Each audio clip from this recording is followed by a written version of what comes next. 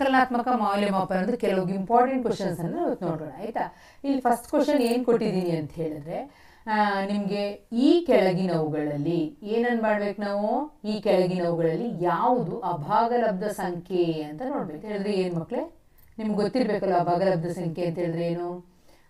ಯಾವುದು ನಾವು P/Q ರೂಪದಲ್ಲಿ ವ್ಯಕ್ತಪಡಿಸ್ಲಿಕ್ಕೆ ಆಗೋದಿಲ್ವೋ ಅದನ್ನು ಏನಂತ ಹೇಳ್ತೀವಿ ನಾವು, ಅಭಾಗಲಬ್ಧ ಸಂಖ್ಯೆ ಅಂತ ಹೇಳ್ತೀವಿ. ಅರ್ಥ ಆಯ್ತಲ್ಲ. P/Q ಭಾಗಲಬ್ಧ ಸಂಖ್ಯೆ ಅಂತ ಹೇಳಿದ್ರೆ ನಿಮಗೆ ಗೊತ್ತಿದೆ. ಭಾಗಲಬ್ಧ ಸಂಖ್ಯೆ ಅಂತ ಹೇಳಿದ್ರೆ ಏನು, ಅದು ಯಾವುದನ್ನು ನಾವು P/Q ರೂಪದಲ್ಲಿ ವ್ಯಕ್ತಪಡಿಸ್ಲಿಕ್ಕೆ ಆಗ್ತದೋ ಅದನ್ನು ನಾವೇನಂತ ಹೇಳ್ತೀವಿ, ಭಾಗಲಬ್ಧ ಸಂಖ್ಯೆ. ಅದ್ರ ಜಸ್ಟ್ ಅಭಾಗಲಬ್ಧ ನೋಡಿ, ಸತ್ಯ ಅಸತ್ಯ ಅಂತ ಹೇಳ್ತೀವಲ್ವಾ, ಅದೇ ಥರ ಇಲ್ಲಿ ನಾವು ಅಭಾಗಲಬ್ಧ ಭಾಗಲಬ್ಧದ ಆಪೋಸಿಟ್ ಅಂತ ತಿಳ್ಕೋಬೇಕು. Rational irrational opposite. ಅರ್ಥ ಆಯ್ತಲ್ಲ. ಅಭಾಗಲಬ್ಧ ಸಂಖ್ಯೆ ಅಂತ ಹೇಳಿದ್ರೆ ಯಾವುದನ್ನು ನಾವು P/Q ರೂಪದಲ್ಲಿ ವ್ಯಕ್ತಪಡಿಸ್ಲಿಕ್ಕೆ ಆಗೋದಿಲ್ಲ, P/Q ಫಾರ್ಮಲ್ಲಿ ನಮಗೆ ಮಾಡ್ಲಿಕ್ಕಾಗಲ್ಲ. P/Q ಅಂತ ಹೇಳೋದು ಯಾವುದು, ಪೂರ್ಣಾಂಕಗಳಾಗಿರ್ತದೆ. ಅರ್ಥ ಆಯ್ತಲ್ವಾ. ಧನ ಪೂರ್ಣಾಂಕ ಅಥವಾ ಋಣಾಪೂರ್ಣಾಂಕ ಬೇಕಾದರೂ ಆಗಿರ್ಬೋದು. ಇದನ್ನು ವ್ಯಕ್ತಪಡಿಸ್ಲಿಕ್ಕೆ ಆಗದ್ರೆ, ಈ ಅನುಪಾತದಲ್ಲಿ ವ್ಯಕ್ತಪಡಿಸ್ಲಿಕ್ಕೆ ಆಗದಿದ್ರೆ ಅದನ್ನು ಏನಂತ ಹೇಳ್ತೀವಿ, ಅಭಾಗಲಬ್ಧ ಸಂಖ್ಯೆ ಅಂತ ಹೇಳ್ತೀವಿ. ನೋಡಿ ಮಕ್ಕಳು, ಇಲ್ಲಿ ಕೇಳಿದ್ದಾರೆ √2, √3, √4, √5 ಅಂತ ಕೊಟ್ಟಿದ್ದಾರೆ. ಈಗ √2 ಅಂತ ಹೇಳೋದನ್ನು ನಾವು ಏನು ಮಾಡ್ತೀವಿ, √2 ಬೆಲೆ ಎಷ್ಟಾಗುತ್ತೆ ಅಂತ ಹೇಳಿದ್ರೆ ಅದನ್ನು ನಾವು ಅಪವರ್ತನ ಯಾವುದು ಭಾಗಾಕಾರ ವಿಧಾನ ಮಾಡಿದಾಗ 1.4 1 4 2 1 ಈ ರೀತಿ ಹೋಗ್ತಾ ಇರ್ತದೆ ಮಕ್ಕಳು. 2 1 ಡ್ಯಾಶ್ ಡ್ಯಾಶ್ ಡ್ಯಾಶ್ ಪುನರಾವರ್ತನೆ ಆಗ್ತಾ ಇಲ್ಲ, ಆದರೆ ಕೊನೆಗೊಳ್ತಾ ಇಲ್ಲ. ಇದು 4 1 4 2 1 ಡ್ಯಾಶ್ ಡ್ಯಾಶ್ ಅಂತ ಹೋಗ್ತಾನೆ ಇದೆ. ಇಂತಹ ಸಂಖ್ಯೆಯನ್ನು ನಾವೇನಂತ ಹೇಳ್ತೀವಿ, ಅಭಾಗಲಬ್ಧ ಸಂಖ್ಯೆಗಳು. ಅದೇ ಥರ √3 ನೋಡಿ ನೋಡೋಣ. √3 ಅಷ್ಟೇ, ಇದು ಸಹ ಅಷ್ಟೇ. ನಾವೇನು ಮಾಡ್ತೀವಿ, ಇದನ್ನು ಭಾಗಾಕಾರ ವಿಧಾನದಿಂದ ಕಂಡಿಡಿದಾಗ ಇದು ಸಹ ಒಂದು ಅಭಾಗಲಬ್ಧ ಸಂಖ್ಯೆ ಆಗಿರ್ತದೆ.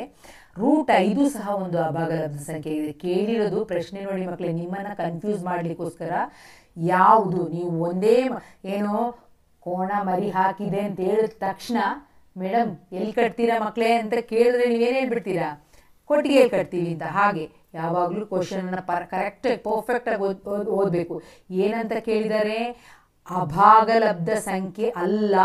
ಇದು ಇಂಪಾರ್ಟೆಂಟ್, ಇದು ಕ್ವಶನ್ ಓದ್ಕೊಳ್ಳೋದು ಇಂಪಾರ್ಟೆಂಟ್. ನೋಡಿ, which one of the following is not an irrational number, irrational number ಅಲ್ಲ ಅಂತ. ಆಗ ಈಗ ನೋಡಿ √2 √3 √5 ಎಲ್ಲವೂ ಇರ್ಯಾಷನಲ್ ನಂಬರೇ. ಇಲ್ಲಿ √4 ವ್ಯಾಲ್ಯೂ ಆಫ್ √4 ಎಷ್ಟು ನೋಡಿದ ತಕ್ಷಣ ನಿಮ್ಗೆ ಗೊತ್ತಾಗಬೇಕು. ವರ್ಗಮೂಲ ಕಂಡುಹಿಡಿಯೋದು ಗೊತ್ತಿದೆ, ಸ್ಕ್ವೇರ್ ರೂಟ್ ಫೈಂಡ್ ಔಟ್ ಮಾಡ್ಲಿಕ್ಕೆ ಗೊತ್ತಿದೆ. ನೋಡಿದ ತಕ್ಷಣ ಏನು ಬರೀತೀರಾ, 2 ಅಂತ ಬರೀತೀರಾ. Square root of 4 is 2. ಅದೇ ಥರ ಏನಾದರೂ 16 ಅಂತ ಕೊಟ್ಟಿದ್ರೆ, ಸ್ಕ್ವೇರ್ ರೂಟ್ ಆಫ್ 16 ಕೊಟ್ಟಿದ್ರೆ ಏನು ಬರೀತೀರಾ, ಇದು ಸಹ ಒಂದು ಅಭಾಗಲಬ್ಧ ಸಂಖ್ಯೆ ಅಲ್ಲ. ಈ ರೀತಿ ವರ್ಗ ಸಂಖ್ಯೆಗಳು ಬಂದಾಗ 36 ಸ್ಕ್ವೇರ್ ರೂಟ್ ಆಫ್ 36 ಅಂತ ಬಂತು ಅಂತ ತಿಳ್ಕೊಳ್ಳಿ ಇದರಲ್ಲಿ ಆಪ್ಷನ್ಸಲ್ಲಿ. ಆಗ ಸ್ಕ್ವೇರ್ ರೂಟ್ ಫೈಂಡ್ ಔಟ್ ಮಾಡ್ಲಿಕ್ಕೆ ಆಗ್ತದೆ 36.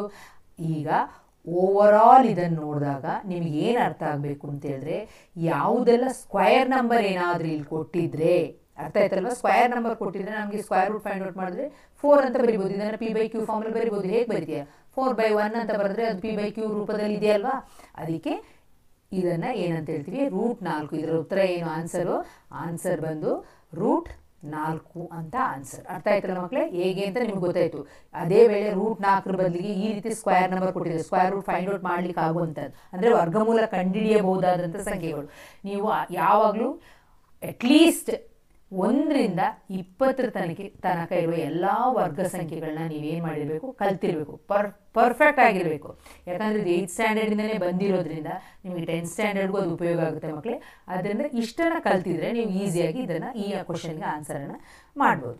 ನೆಕ್ಸ್ಟ್ ಕ್ವಶನ್ ಮಕ್ಕಳೇ, ಸೆಕೆಂಡ್ ಕ್ವಶನ್ ಏನು ಕೇಳಿದ್ದೀನಿ ಅಂತ ಹೇಳಿದ್ರೆ, 2 ಮತ್ತು √3 ಅಲ್ವಾ, 2 ಪ್ಲಸ್ √3ರ ಏನು ಕೇಳಿದ್ದಾರೆ, ಅಕರ್ಣೀಕಾರಕ ಯಾವುದು ಅಂತ ಕೇಳಿದ್ದಾರೆ ಅಲ್ವಾ. ಅಕರ್ಣೀಕಾರಕ ಫ್ಯಾಕ್ಟರ್ ಅಥವಾ RF ಫ್ಯಾಕ್ಟರ್ ಆಫ್ 2 + √3. ಮಕ್ಕಳು ಏನೇ ಕೊಡಲಿ, ಇಲ್ಲಿ ಪ್ಲಸ್ ಅಂತ ಬಂದಾಗ, ಇಲ್ಲಿ ಈ ಸೈನು ಪ್ಲಸ್ ಅಂತ ಬಂದಿದೆ ಅಂತ ಹೇಳಿದಾಗ ನಾವೇನು ಬರಬೇಕು, ಅಕರ್ಣೀಕಾರಕ ಬಂದು 2 ಮೈನಸ್ √3 ಅಂತ ಬರೀತೀರ. ಒಂದು ವೇಳೆ ಇಲ್ಲಿ ಏನಾದರೂ 2 ಮೈನಸ್ ಅಂತ ಕೊಟ್ಟಿದ್ರೆ, 2 ಮೈನಸ್ √3ರ ಅಕರ್ಣೀಕಾರಕ ಅಂತ ಏನಾದರೂ ಕೇಳಿದರೆ ನೀವೇನು ಬರೀತಿದ್ರಿ, 2 ಪ್ಲಸ್ √3 ಅಂತ ಬರೀತಿದ್ರಿ. ಅರ್ಥ ಆಯ್ತಲ್ವಾ. ಅದೇ ಥರ ಒಂದು ಫಾರ್ ಎಕ್ಸಾಂಪಲ್ 2 + 4√5 ಅಂತ ಕೊಟ್ಟಿದ್ದೀನಿ. ಇದ್ರದ್ದು ಅಕರ್ಣೀಕಾರಕ ಬರೀರಿ ಅಂತ ಹೇಳಿದ ತಕ್ಷಣ ನೀವೇನು ಬರೀತೀರಾ? ರ್ಯಾಷನಲೈಸಿಂಗ್ ಫ್ಯಾಕ್ಟರು ಜಸ್ಟ್ ಏನು ಮಾಡಬೇಕು? ಸೈನ್ ಚೇಂಜ್ ಮಾಡಿದ್ರೆ ಆಯಿತು. 2 ಪ್ಲಸ್ ಇದ್ದಲ್ಲಿ -4√5. ಅರ್ಥ ಆಯ್ತಲ್ಲ ಮಕ್ಕಳೇ? ಇನ್ನೊಂದು ಎಕ್ಸಾಂಪಲ್ ತಗೊಳ್ಳಿ. ಈಗ 3 ಮೈನಸ್ ಹಾಕೋಣ, -√5 ಅಂತ ಕೊಟ್ಟಿದ್ದೀನಿ. ಇದ್ರದ್ದು ರ್ಯಾಷನಲೈಸಿಂಗ್ ಫ್ಯಾಕ್ಟರ್ ಕಂಡುಹಿಡೀರಿ, ಬರೀರಿ ಅಂತ ಹೇಳಿದ ತಕ್ಷಣ ನೀವೇನು ಬರೀತೀರಾ? RF factor of full sentence ಬರೀಬೇಕು ಮಕ್ಕಳೇ. RF ಫ್ಯಾಕ್ಟರ್ ಆಫ್ 3 -√5 ಇಸ್ ಏನು? 3 ಏನಾಗಬೇಕು? +√5. ಅರ್ಥ ಆಯ್ತಲ್ಲ ಮಕ್ಕಳೇ? ಅಥವಾ ಅಕರ್ಣೀಕಾರಕ 3 ಮತ್ತು -√5 ಅಕರ್ಣೀಕಾರಕ 3 + √5. 2 + 4√5 ಅಕರ್ಣೀಕಾರಕ 2 - 4√5. ಅರ್ಥ ಆಯ್ತಲ್ಲ? ಪ್ಲಸ್ ಇದ್ರೆ ಮೈನಸ್ ಹಾಕಬೇಕು, ಮೈನಸ್ ಇದ್ರೆ ಪ್ಲಸ್ ಹಾಕಬೇಕು, ಅಷ್ಟೇ.